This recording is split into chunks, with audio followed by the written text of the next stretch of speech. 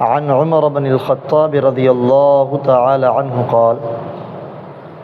حضرت عمر بن خطاب رضی اللہ تعالی عنہ بیان کرتے ہیں، سمعت رسول اللہ صلی اللہ علیہ وسلم، سمعت میں نے سنا، رسول اللہ صلی اللہ علیہ وسلم رسول اللہ صلی اللہ علیہ وسلم کو، یقول کہ وہ فرما رہے تھے، انما الاعمال بالنیات، انما پختہ بات ہے، الاعمال اعمال، بالنیات نیتوں کے ساتھ ہے۔ انما عربی میں کلمہ حصر ہے، کلمہ حصر اسے کہتے ہیں کہ جس پر یہ داخل ہے وہ چیز مراد ہے، اس کا غیر مراد نہیں۔ الاعمال یہ عمل کی جمع ہے، کام کو کہتے ہیں۔ عربی میں کام کو بیان کرنے کے لیے لفظ فعل بھی آتا ہے، فعل بھی کام کو کہتے ہیں اور عمل بھی کام کو کہتے ہیں، لیکن فعل اور عمل دونوں میں فرق ہے۔ فعل وہ کام ہوتا ہے جو چاہے اختیار سے ہو یا بغیر اختیار کے، چنانچہ جانوروں کے بھی جتنے افعال ہیں ان کو فعل کہا جا سکتا ہے، لیکن عمل اس کام کو کہتے ہیں جو اختیار سے ہو، اور یہ صرف انسانوں کے اعمال ہیں۔ اس لیے کہا انما الاعمال، تمام اعمال، بالنیات، با کا معنی ساتھ، نیات نیتن کی جمع ہے، اور نیت دل کے ارادے کو کہتے ہیں۔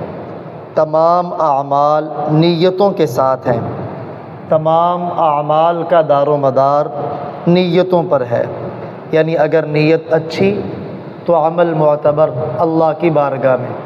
اور اگر نیت صحیح نہ ہوئی تو اس عمل کا اللہ کی بارگاہ میں کوئی اعتبار نہیں، بلکہ بسا اوقات وہ پکڑ کا ذریعہ بن جاتا ہے۔ وَإِنَّمَا لِكُلِّ امْرِئٍ مَّا نَوَىٰ، وَإِنَّمَا اور پختہ بات ہے، لِكُلِّ لام کا معنی لیے، کل کا معنی ہر، امرئن انسان کو کہتے ہیں، پختہ بات ہے ہر انسان کے لیے، ما وہ ہے جو، اس میں موصول ہے، نوا جس کی اس نے نیت کی، اور پختہ بات ہے ہر انسان کے لیے وہ ہے جس کی اس نے نیت کی، یعنی عمل کرتے وقت انسان کی جیسی نیت ہوگی ویسے ہی اللہ کی بارگاہ میں اسے اس کا بدلہ ملے گا۔ اگر اس کی نیت میں اخلاص جتنا اونچا ہوگا اس کے عمل کا ثواب بھی اتنا اونچا ہوگا۔ چنانچہ آپ صلی اللہ علیہ وآلہ وسلم کا وہ فرمان عالی شان کہ اگر تم میں سے کوئی احد پہاڑ کے برابر سونا اللہ کے راستے میں خرچ کرے تو تب بھی وہ میرے صحابی کے ایک سا غلہ جو صدقہ اس نے اللہ کے راستے میں کیا اس کے ثواب کو نہیں پہنچ سکتا، کیونکہ صحابی میں عمل کرتے وقت اخلاص جس اونچے درجے کا ہے، بعد والے میں اخلاص اتنے اونچے درجے کا نہیں، تو آدمی کا جتنا اخلاص ہوگا اتنا ہی اسے اس پر اجر ملے گا۔ ہر آدمی کو وہی ملے گا جس کی اس نے نیت کی۔ اگر کسی ایک عمل میں انسان کئی نیتیں کر لے تو ہر نیت کا اسے الگ الگ اجر ملے گا۔ اگر ایک ہی نیت کی ہے تو ایک نیت کا اجر ملے گا۔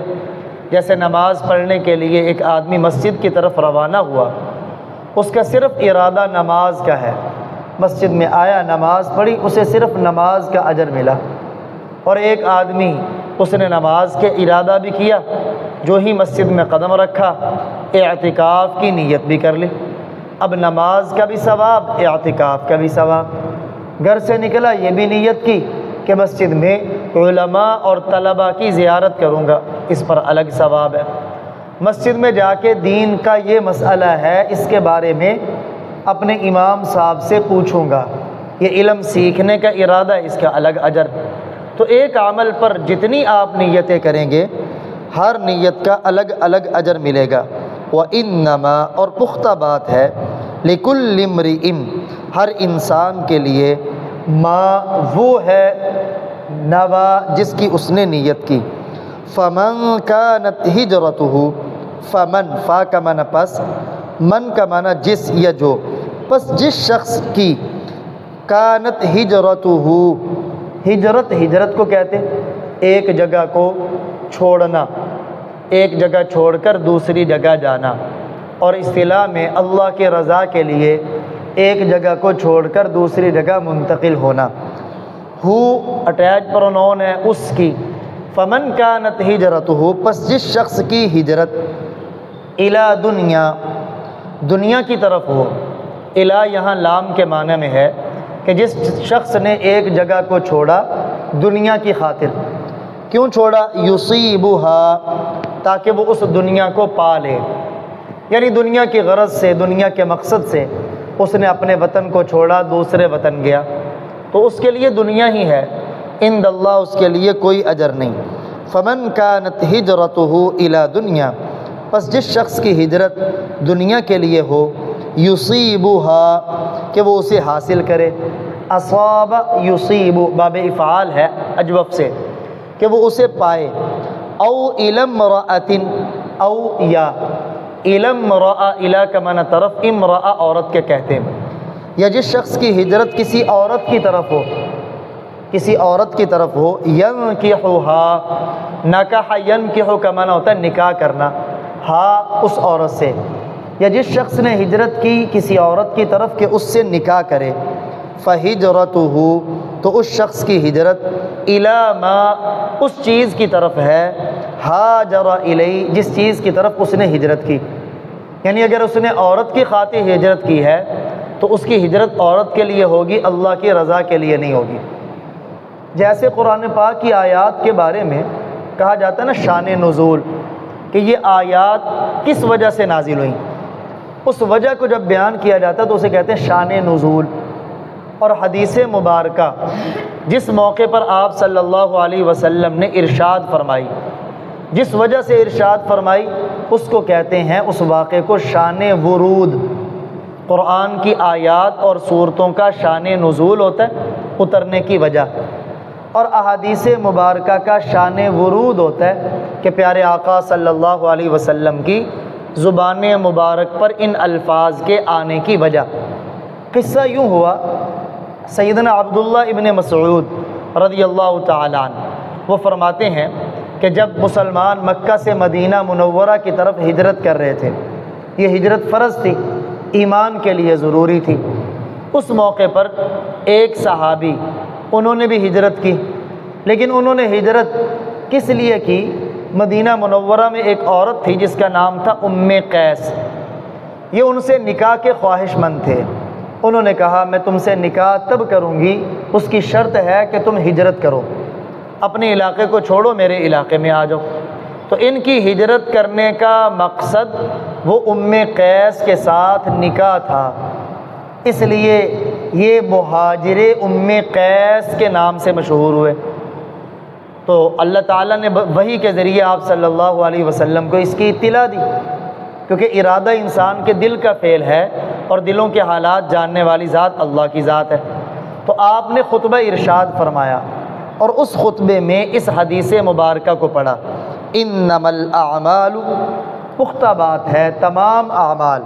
بالنیات، نیتوں کے ساتھ ہے، تمام اعمال کا دار و مدار نیتوں پر ہے، وَإِنَّمَا، اور پختہ بات ہے، لِكُلِّ امْرِئٍ، ہر انسان کے لیے، ما وہ ہے، نوا جس کی اس نے نیت کی، فَمَنْ كَانَتْ هِجْرَتُهُ، پس جس شخص کی ہجرت الی دنیا، دنیا کے لیے ہے، یصیبها، کہ اسے حاصل کرے، او الی امرأۃ، یہ امرأہ کا حمزہ وصلی ہے، حمزہ وصلی درمیان میں آئے تو پڑھا نہیں جاتا، او الی امرأۃ، یا اس نے ہجرت کی کسی عورت کی طرف، کسی عورت کے لیے، ینکحھا، کہ اس سے نکاح کرے، فہجرتہ، تو اس کی ہجرت